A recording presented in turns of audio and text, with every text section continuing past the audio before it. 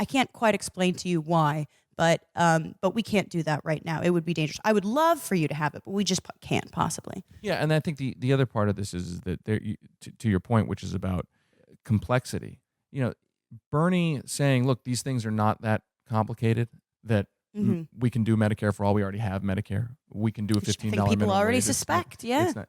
It also threatens that expertise culture that exists in Washington, in the sense of there's a lot of it's job security to make things seem too difficult for anyone else to understand. There's a culture there that wants you to think that doing policy is like when you go to the doctor.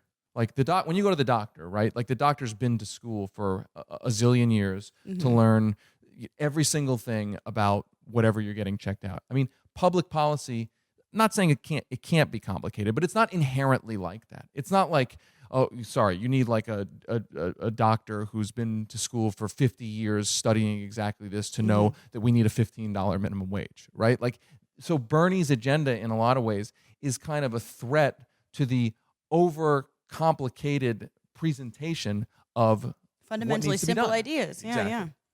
So back to like Medicare for all, again, like wildly popular policy, well past its time. I think like this is the number one, and I've said this before, sort of like policy winner for someone like Bernie, because it's not just about like a nice social democratic service. It is a nice social democratic service, or whatever you would want to call it. It's a human right more, but it's something that fundamentally changes workers' relationship with their bosses. They're no longer dependent in this way. But I do run into some trouble with people who sort of think like, well, aren't there other candidates who have like sort of the same thing, and isn't it interchangeable? How would you, if you were talking to someone who approached you with that, how would you sort of say, actually, Bernie's commitment to it is one, very distinct, and his plan is very distinct? Well, one, there's candidates who have sponsored Medicare for all, but there's a lot of the candidates some have backtracked on it. Some have said, "Well, I'm for Medicare for all, but I'm also for lesser, more incrementalist policies." So Bernie has basically said, "I'm for Medicare for all. That's the goal. Period. End of discussion." I mean, I don't think he's hostile to making improvements to the current system if he can't get Medicare for all, but he's not saying I'm going to negotiate against myself up front. I mean, he is the leader of the movement for Medicare for all. And I think beneath that, at a deeper level, what he's really saying is on healthcare and on the basic necessities of life, that the basic necessities of life are rights. And now, what does that term mean? If something is a right for all people, it means it is not subjected to the whims of the market. That on healthcare, as an example, if you need to take your kid to the doctor because they're sick, what Bernie is saying is healthcare is a right, and that your ability to take your kid to the doctor cannot be determined on whether that's good or bad for the health insurance CEO's stock portfolio.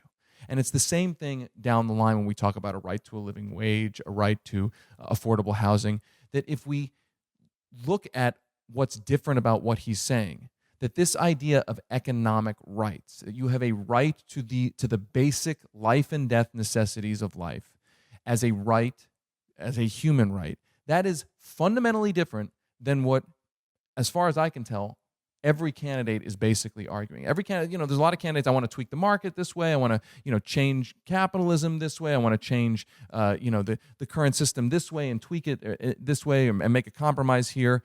But while the free market, unfettered capitalism, whatever you want to call it, does a good job of providing consumer access to consumer goods, what Bernie is saying is the things that you as a human being need to survive should be a right. And look, maybe that's like such a big kind of radical concept that not a lot of folks have fully understand what it really means in practice.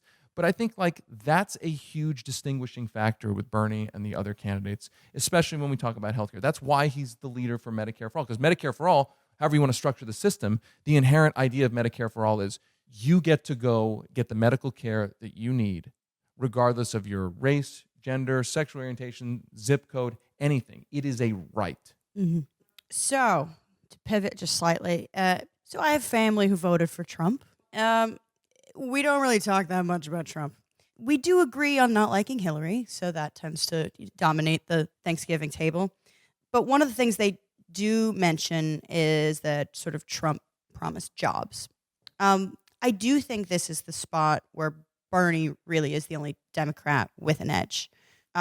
Jobs and wages are still huge, especially for the middle of the country, especially for the Rust Belt, especially for, my family who remembers NAFTA very vividly and its effects. So how would you sort of talk up Bernie as the jobs and wages candidate to someone who maybe has some understandable suspicions about the history of the Democratic Party with regards to jobs? Well, look, I mean, Bernie Sanders, as speaking of NAFTA, I mean, he opposed NAFTA. He's been on what he would say is the right side of these trade agreements that have been horrific for the manufacturing job base in America. The China. Well, and horrific for manufacturing in Mexico as well. Horrific, basically. They undermined the bargaining rights of countries at home and abroad. Absolutely. So first and foremost, I mean, as an example, we'll use Joe Biden. I mean, Joe Biden was for NAFTA. Bernie voted against it. Joe Biden voted for the China trade deal.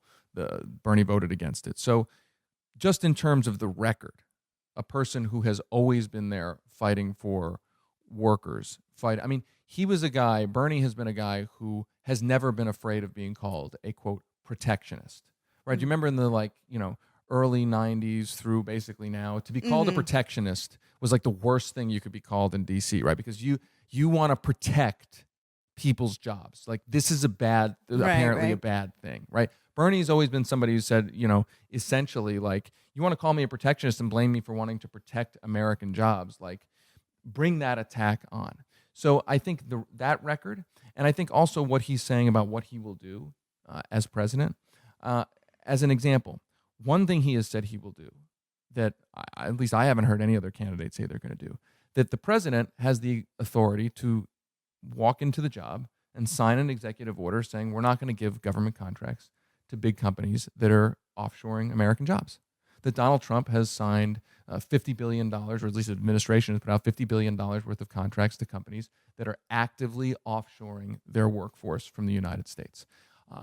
The president can sign that executive order. The president can also renegotiate trade deals to make sure that local and state governments are allowed to preference government contracts to domestic companies that employ American workers. Right now, if you do that, you can get dragged into an international court and you can be sued to overturn your contracting preferencing law. So there's a lot of different things. But of course, to be clear, I could go through a whole list of policies like that, but corporate America, and I'm putting America in quote marks here because it's really multinational corporations, don't like that agenda. I mean, they want, as we well know, they want to be able to move capital all over the world. What was it? It was Jack Welch, by the way, one of Bernie's favorite quotes is, and I'm paraphrasing Jack Welch's comment here, but Bernie's been pointing to it for 20 years, the comment that if I could put all of my factories on a barge and just move them around the world to the cheapest supply of labor, that's what I would do.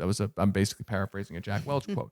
So the bottom line is, you look at Bernie's public record and you look at who he's been willing to make enemies with for that record, and look at that record in contrast to the others on trade issues as an example. And he's got a strong case to make against Trump, because here's the flip side.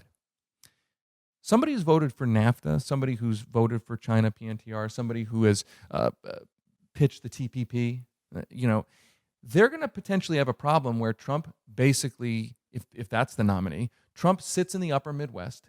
He moves he just goes from Wisconsin to Michigan to Pennsylvania, just on and Ohio, just on a big loop, just saying NAFTA, NAFTA, NAFTA, a little over and choo-choo over train. and over again. He'd love it.